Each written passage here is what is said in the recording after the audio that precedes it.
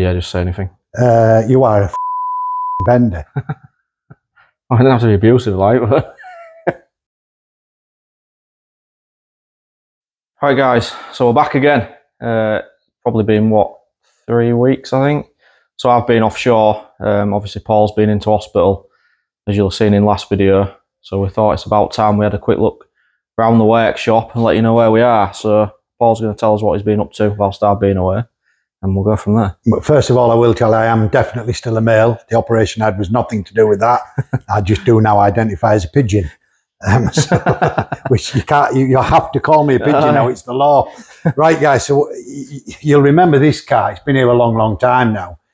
It was the Moonstone RS500 that we had on that ramp while Steve was working on the 3-door on that ramp. Long story short, we got it finished, took it for an MOT, and I just wasn't really happy with it. So I think we mentioned it in another video, so I won't go into it too far. We ended up taking the engine out and we fully rebuilt the engine top to bottom. I put that back in. I've done a little video that Steve will tag into this showing us putting the engine back in. So the engine's in, we got it up running. The rattle on the engine, I wasn't happy with, is gone. The engine's absolutely perfect, but it still just didn't run right. It just, and anyway, another long story short, we found out the engine room's knackered, which is quite common on these.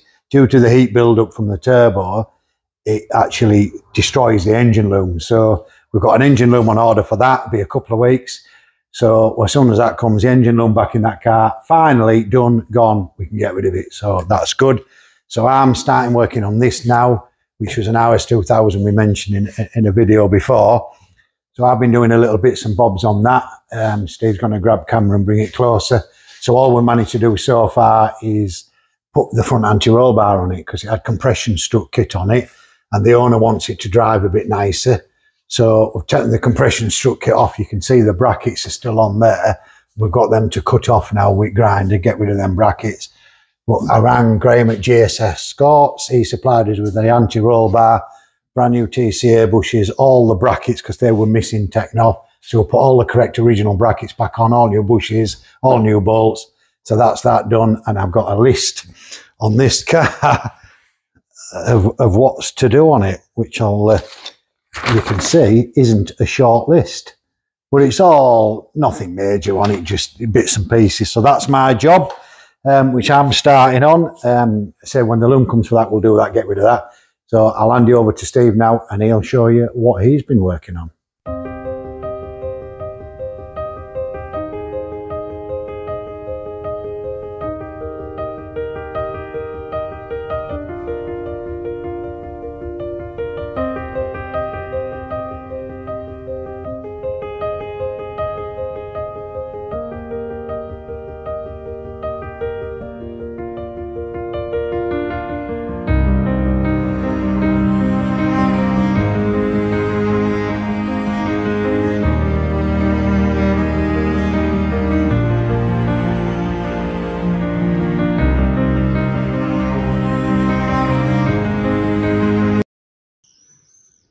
Right guys, as you'll have seen on the time lapse, we managed to get the engine in. Not too bad really as far as they go. You obviously have to be careful that we don't scratch anything or mark anything, but we've got it in. Thanks to my mate Kevin here. Say hello, Kevin. Hi. Yeah, so we'll update it as we go. Hopefully get this job finished early next week and back to its owner. So that's the car all up and running now. When Paul was doing the start-up checks and the initial running in, he noticed that the injectors were actually greens that had been painted yellow. So they've now been changed and it's now got the correct injectors back in the car. Hi guys, those of you who follow us regular will have seen this probably a few videos ago.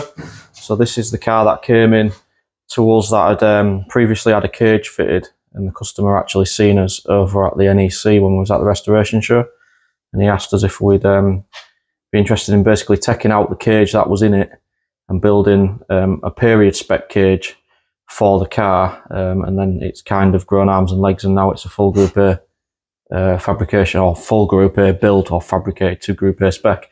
So first of all, I think it's probably best if we go back to the previous videos and I'll stick a clip in there now, and we can just remind ourselves what this came like, because I have actually been working on this so far this week, or at least Wednesday, Thursday, Friday.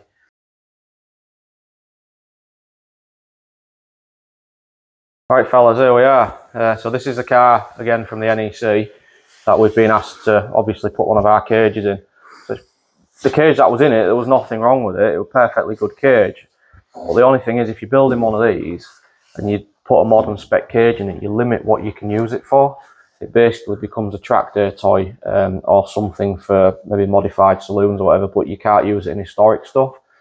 And these tend to be more valuable if they're eligible for the historic racing. That's what people want to use them for obvious reasons. So basically what we're going to do is, I'll take the remaining bits. The customer's obviously taken out what he can, and I'll just go around today and I'll start unpicking bits. This will come off because it's having the air jacks in it, so this panel here gets taken out, and then that will allow me to cut this bit of the cage out a bit neater and tidy up, and basically prep it for the cage going in.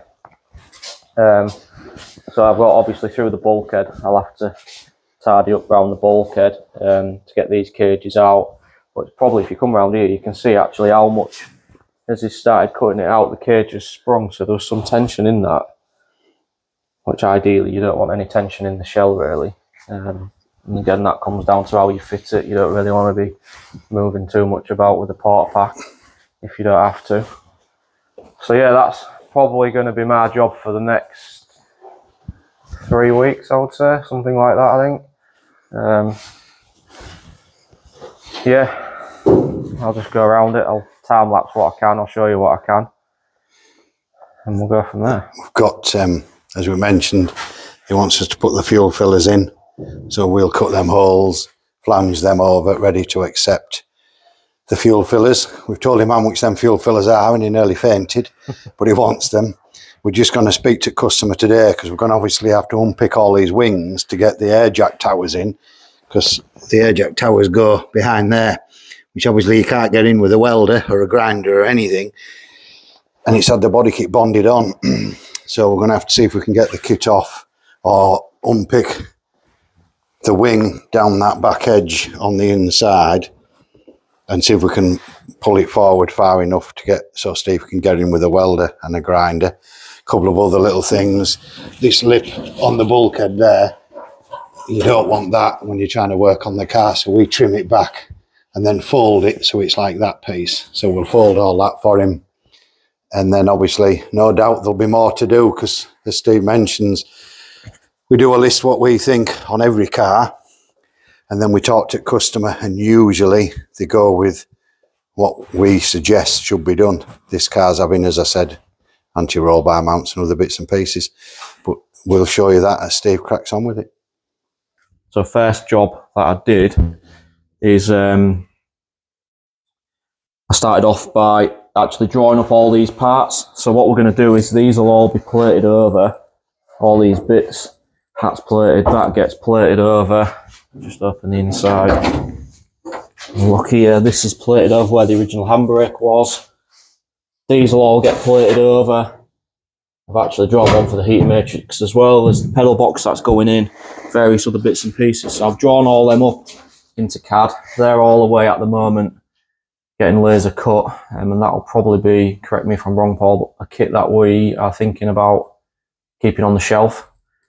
It just makes it a bit easier. Yeah. What our plan is to we want everything we need to build a Group A car on the shelf. We've got all the major suspension components.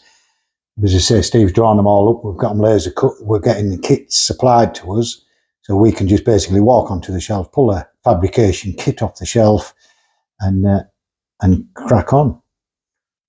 So that'll be hopefully with us at some point next week. They have been told we want it ASAP, but everyone tells you that, don't they? So next job for me, obviously, I've started putting in the air jack turrets. I've put these in exactly the same location as what they were in the black Texaco car and also in Paul's Bastos car. So you will see some cars and they might be slightly here, you might see them further back, but we've just gone with that. It works for them. So we've gone with basically the Eggenberger spec air jack location.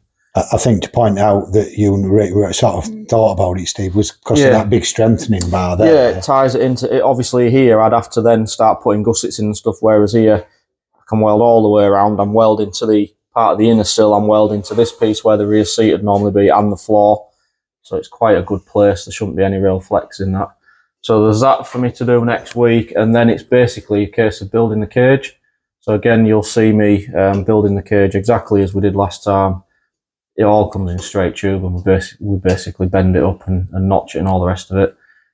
So that'll be also next week, assuming the tube turns up, which should be on Wednesday. And I'll just show you, this is the remnants of what Steve's been cutting out this week, because this is obviously all the old cage that was in this car. The customer cut obviously the big parts of the cage out, but all where it was tied into the floor and air pillars and everything. Steve's had to spend a few hours with our plasma cutter and angle grinders to cut all this out, and you can probably see why the customer wanted us to do a new cage, because let's just say I've seen worse welding, don't get me wrong, but I've seen a little bit better as well. So that's what Steve's cut out. So we'll just have a look then. There was big bits of cage still stuck on here. I've dressed all that up. What we'll end up doing is leaving these strengthening plates on here. This is where the original cage came to, but if we start trying to take them off, we're going to risk thinning down the strut top. You can't really tell how thin you've gone with it, so it's best to just leave them alone. When it's painted, it'll look fine. I've still got to clean up these bits. Again, where the original cage came through, I have started on the other side. And then obviously once the cage comes through, I'll make up nice plates that go back in, it'll look fine. Group A column mount, that's already in. I've done that earlier on today. It still had all the little, well, like a screw out, the captive screw that the sound deadening clips push onto. So they've all been removed because we don't use sound deadening. Trimmed back the lip on here, ready to roll it over. I think we're putting some holes back in here, aren't we? We are. What me and Steve have designed really is a method of getting air up to the screen without putting, if I go back to inside, as most of you probably know, behind there sits this massive, great big heater box that distributes the air either to the floor, to the dash vents, up to, you know, all your controls, control a box there. Well, we don't want to put that in. So we've designed a tube system that's going to just sit nicely under there with a tube coming across, that we can put the pipes up to the screen, because you only really on a race car want to demist your screen. So we're going to fit that rather than have nothing. So we'll cut 2 holes in there, and then the tubes will go down there and then one across. So that's our own sort of thing that we're going to make. And get them, you know, do that way. And as Steve mentioned about these kits we're going to get made, we're actually going to sell these kits. So you're going to be able to ring us up and buy off us what we call a fabrication kit. So all the parts laser cut, so you can just, like that part there, you'll be able to just drill all the spot wells out, and we'll have a plate already laser cut that fits that perfectly, and you can just put that on, weld it round. The kits for that floor strips, rather than put you see a lot of them have an aluminium plate that just pot rivets on over there. Well, we think that's a bit lame, and like the Works Eggenberger cars, they were all welded up like strips going across each one. So we've had them laser cut so we can sell you a kit that you can weld in. Yeah, I think it's about a 14-part kit, I think. Yeah. Of each individual area, 14 different areas. Of bits to weld in. So carry on with what we've been up to. Obviously, when the cage had been cut out, there was quite a lot of grinder cuts through parts of the car. So there was like 2 or 3 big cuts through here. These have all been welded back up, dressed in. The same round here, there was big cuts as the cage had been cut out. Well, I think there's a perfect example, Steve, I can show people. Well, there's one here still to do. Yeah. You can see there, look, where they've had the grinder in to cut that bar out, they've cut through there. So what Steve will do is weld that up like he has in all the others, and then dress that up so you'll never tell it's been done. You can see there where it's had to be welded across there where the grinder had cut through the floor. It's unavoidable, you know, when you're trying to cut a tube out, and you have to cut through. And Steve found a bit of rot. So there was, there was a. I'll put a picture up of it. So I obviously cut the rot out. There was a hole here which I've welded up and reshaped. There was a cut mark in the other side, and also, as Paul said, there was a hole in that inner wheel arch there, which I've made a repair patch up for and welded it in. You can see it more from the inside. So that just needs dressing back still inside there. But yeah, we're been here a while, but we're on with it now. We hopefully have cage somewhere near back end of next week, into the following week. That's it. Oh, we're putting fuel fillers in this car for him. So we're getting them made at the moment because nobody can seem to supply us with the original Group A fuel fillers. So we're having them made for us. So we don't have to rely on unreliable people, basically. We want to be self-sufficient. That's our aim, so that, you know, we're not relying on other people who constantly let us down. So that's the plan. So that's where we are with this one. Shall we have a look for the rest of the workshop and see what's going on? Yeah, we can do, yeah. Well, we're just a bit of a mess at the moment. We're running all air lines in, you know, into this new workshop. So we're running all plastic lines. So we've got Carl Jones's car finally on the ramp. I've had this car now, what? It's been nearly 2 years. And we've had the time to get it on a ramp. So, oh look, the usual phone ringing. Hang on, sorry about that. Yeah, so in our spare time, which we don't seem to get a lot of at the moment, but the plan is me and Steve are going to strip this car down, go around it, make it mechanically ready to race, tidy it up a little bit. We're not going to make it look too pretty, not like me, because you know, I want to use it. So we're going to use it for a couple of years with Carl. Carl's going to drive it with me.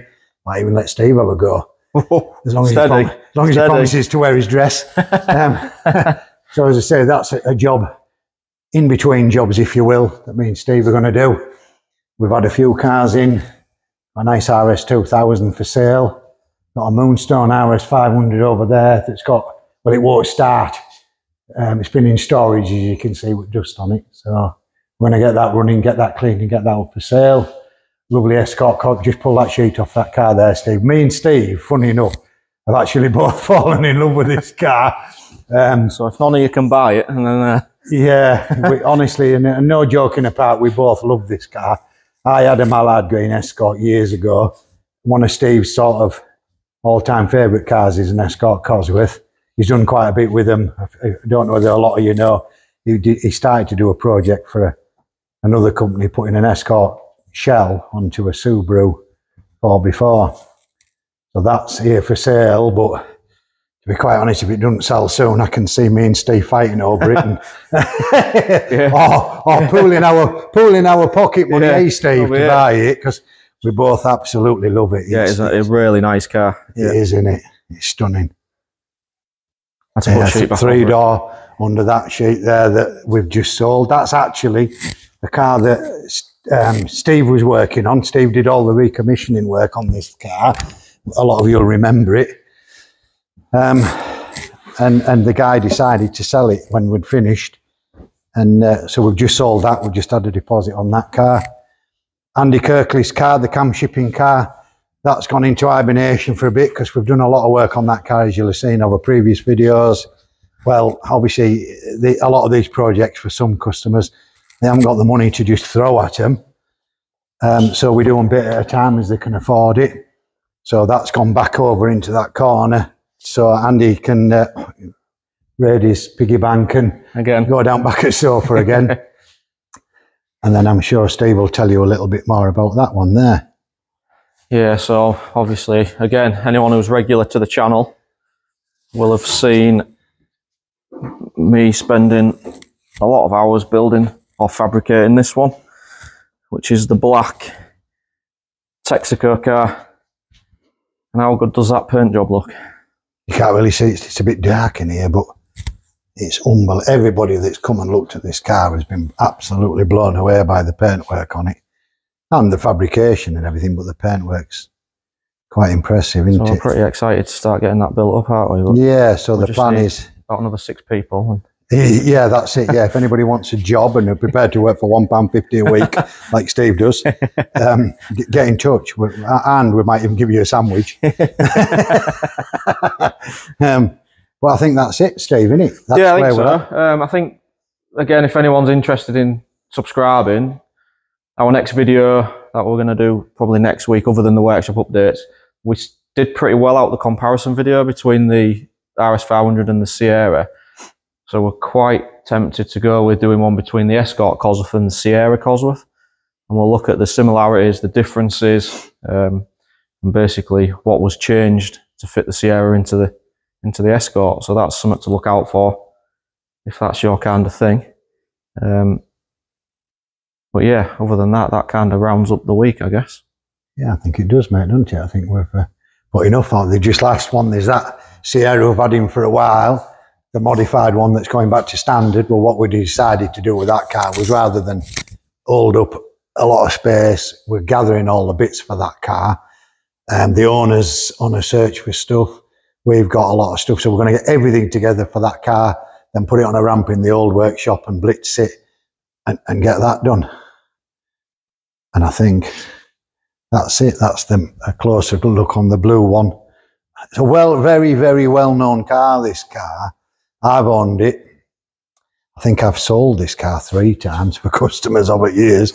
And it's come back to be sold again because, as you can see by the dust on it, it didn't use it much.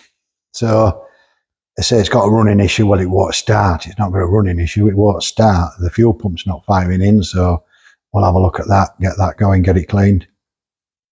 And there we are. So thanks for watching. Once again, thanks for watching. Say ta-ra, Steve. Subscribe, comment, and we'll catch you again. Smashing. Thanks, guys.